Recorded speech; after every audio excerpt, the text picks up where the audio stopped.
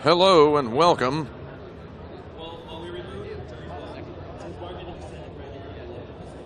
I'm going to take one question while we wait for this. So, whoever comes up with the first question,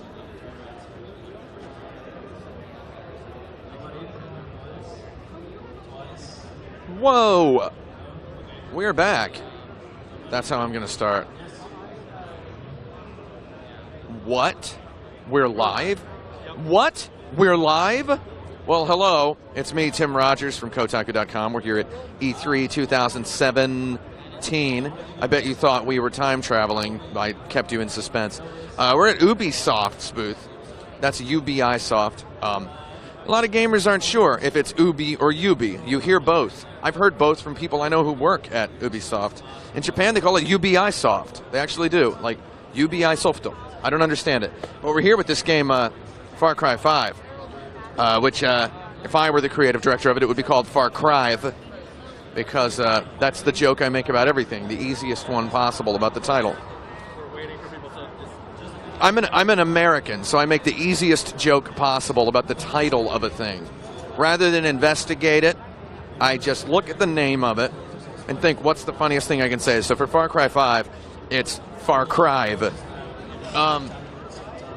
So yeah, Far Cry 5. Far Cry games usually send you to some far-off, distant, foreign land where there's some sort of a political situation going on and you got to stop it. This time, the far-off foreign land is America. The Lord of the Rings is Sauron. So we're asked who's the best Lord of the Rings, Lord of the Dance, Lord of the Flies. That's Sauron. What's his name? Michael Flatley. Who else is who's the Lord of the Flies? Well, they never really got to figure out who the Lord of the Flies was. So it's definitely the Lord of the Rings is the strongest Lord. Whenever someone says, "Oh, Lord," that's who they're talking about. They're talking about the Lord of the Rings. And it looks like they're doing a turnover on this here Far Cry. Look, you get some of these characters here. You see this? These guys are all set to stop a revolution in the United States of America. And then over here we've got South Park, right? So I actually find this very interesting. So Ubisoft is making a South Park game, and then they're also making a Far Cry game about killing South Park fans, basically. That's who the enemies are, right? So that's weird. Seems like a strange conflict of interest. That's my joke about South Park fans. What's the deal with South Park? I haven't watched South Park since the very beginning, so I don't really know. It's still on all the time. The whole thing of South Park is just to make a joke about anything, rather than care about something, joke about it. Impartial. That's like the thing, right? So now they got a video game. It's about Halloween. That rules. So you put a costume on, and that's how. Or is it? You're supposed to be superheroes? It's hard to tell because there's always snow in South Park.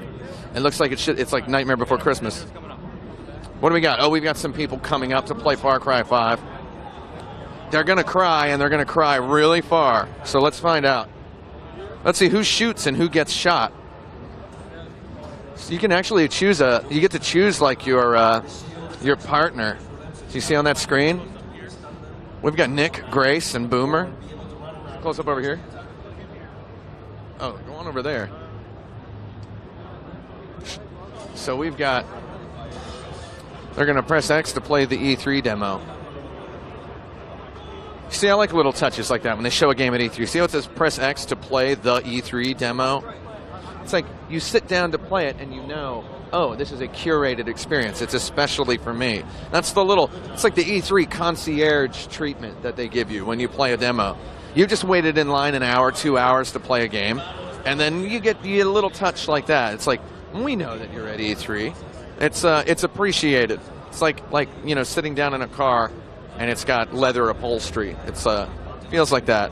So actually, this is something I've been doing a lot at E3. When I first came to E3 a long time ago, 2002, it was kind of easy to just walk up and play a game because games weren't so cool yet. Now with all these lines and these big AAA games and these premium experiences where you get a chair, you used to have to play standing up and looking down, usually, because the TV was on just like a table. Now they got these beautiful demo stations. So the thing that you end up doing a lot of now, and that I do a lot of as a as a professional is just kind of standing on these walls and just like watching people play the games. That's enough for me. On Twitch.tv, for example, I can watch games that are already out. I can watch people play games that are already out. So I've just gotten into this mode where I just like watching people play games. And at E3 it's neat because the games are, I don't know, they're brand new. They're not out yet. It's kind of like you're looking through somebody's living room window and watching them play as opposed to watching them play on Twitch. So it's creepier, and that makes it slightly more exciting. I didn't mean to admit that. Okay, we got some dudes. We got a game in progress. You notice one of the weapons you get, oh, he put it away, is an aluminum baseball bat. You see that? With the American flag on it? That's hilarious. So the thing about an aluminum baseball bat is when you hit something with it, it kind of sounds like an aluminum baseball bat. So I imagine like these ears, these headphones that these men are wearing while they play this game. So notice how premium this experience is, right? They get these headphones on, right? And that guy right there is he's a professional. He might have worked on the game. He probably did. I mean, you know, they have hundreds of designers and artists and people who can show off the game. So you're probably dealing with someone who is hands-on, one of the authors of the game. And he's got this little microphone, and he's wired into this headphone and microphone mixer, and he's talking to these guys as they play the game. He's like coaching them through. Beautiful experience. So it's just, you know, it feels primo. It feels luxurious. So they're walking around, and I really envy them for having these high-quality headphones because they're going to hit something with that baseball bat, and I guarantee you that's going to be a good sound. It's going to be some real popcorn for the ears, if you know what I mean. You're going to want to eat it by the handful. Handfuls of popcorn for your ears. Handfuls of aluminum popcorn. Let's do the Assassin's Creed game now. All right, let's go check out what we've got here. We've got these guys are playing this Assassin's Creed Origins gladiator battle mode live on this giant screen. This is something I've been noticing a lot of in the multi-billion-dollar companies at E3. They have these huge screens. Those are not projections. Those are giant LED walls that are 4K. And it's like, you know, I'm actually about to buy a new TV for my house, like, because I need a new TV. I moved to New York City from Oakland, California. You know, I'm not going to move my TV. It costs more to move my old TV than it would cost to buy a new TV.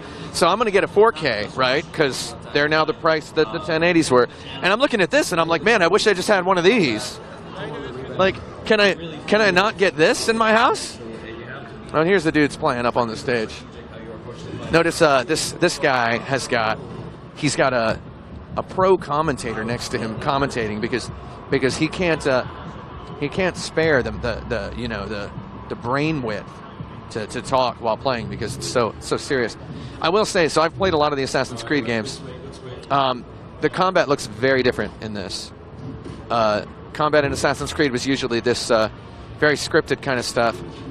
Not knocking it. I love it. Assassin's Creed. I love to just hang out and play Assassin's Creed. I'm twitch.tv/action button, by the way, if you want to follow me. Twitch.tv/action button. I play all the action button. That's all one word. I play all the Assassin's Creed games when they come out, and I'm not really very good at them, and I play them at night after, you know, taking some melatonin and, you know, putting my feet up, putting my bathrobe on, you know. Don't worry, I don't use my webcam. But yeah, I play all these games. I'm going to play the heck out of this one on my stream. But it looks almost like it's got a Dark Souls thing going on in the combat. I hate to say Dark Souls. That's my first Dark Souls reference of E3. But it looks more like it's got this heavy kind of combat. And also I love Egypt. And I don't love Egypt, the place. I love the historical idea of Egypt. It's beautiful. So it's like, basically yesterday up here on this stage, they were showing a lot of the cinematics of the game. Today they're showing the combat. They really want you to know this combat is, it's got a lot of stuff to it. See, what else do they have? They've got this Mario plus Rabbids Kingdom battle. You see that? Let's go take a look at that. Mario Rabbids. Like, yeah, so I actually find this game very interesting. So the Rabbids are characters from Rayman, back from the Nintendo Wii. So they're like kind of a Nintendo exclusive Ubisoft character. So they kind of packed them in with Mario here. And here's a little trailer for it. So it's got this neat little strategy thing going on. People didn't know what to think of the game when they just saw the art. I mean, look at the art. That's kind of weird. I'm sorry. When I see that, it looks like it says Mario plus Rabbids or Mario plus Rabbi DS. Like it's a DS game where you play as Mario and he's hanging out with a rabbi. You know, that's I would actually play that. Mario plus. How you doing? Maybe we should talk to some of these people in line. No, it looks like they're all enraptured by the Assassin's Creed stage show. Everybody's. What do you guys think? Mercy? Mercy! Come on, let's pretend with the arena. No. No mercy. Oh, he did show him mercy. Yeah, no mercy? All right, here we go. Mercy, mercy. Always mercy. No, not always mercy. I'm just trying to be nice because I'm live on a stream. He made you sweat. Or am I? Or would I actually show mercy to my opponent? Well, that's the arena demo from Assassin's Creed Origins. That's the arena demo. I October really... 27th. October 27th. It comes out the same day as the new Mario game. We're super happy to share it with you guys. I'm going to die on October 27th because I'm going to have both of those games, and I'm going to go to a store and buy them. I'm not going to get them digital, you know. I'm going to go to a store and buy both of those games. I'm not even kidding. Like, I actually will. I will do this. I'll take a video of it with my iPhone, and I'll tell the guy it's my birthday, figuratively, not literally. Anyway, that's the Ubisoft booth. I like Ubisoft. What can I say? I kind of always have, but now I'm saying it in public. So yeah, that's the Ubisoft booth. We're going to be back with even more, if you can believe that, at 2 p.m. or so, right? You know, we'll be back. We'll be back, and we'll be checking out something else wacky and having a good time. And I'll talk to you all at that time. Tweet your questions at me if you want me to answer your questions.